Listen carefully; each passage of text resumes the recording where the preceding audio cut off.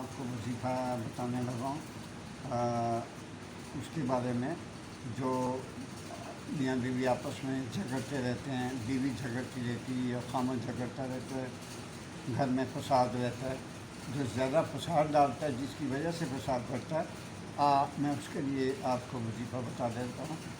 آپ درود شریف پہلے اچھی طرح پڑھیں، 2 بار 4 بار 10 بار، یہ کچھ ضروری نہیں کہ آپ 3 بار پڑھیں 7 بار پڑھیں، پڑھتے جائیں۔ اس کے بعد پھر ایک عمل کریں جو میں آپ کو بتا رہا ہوں۔ منہ میں پانی رکھیں، کولی کر کے منہ میں پانی رکھیں اور اس کے بعد ایک سانس میں 7 بار یا بدو ہو یا بدو ہو یا بدو ہو کریں اور وہ پانی گلاس میں ڈال کے رکھ لیں۔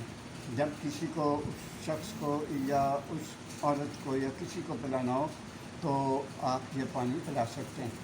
انشاءاللہ تعالیٰ آپ دیکھیں گے کہ دن بدن آپ کو فرق بہت نظر آئے گا، اور یہ آپ عمل کرتے رہیں، ایک دن چھوڑ کے دوسرے دن۔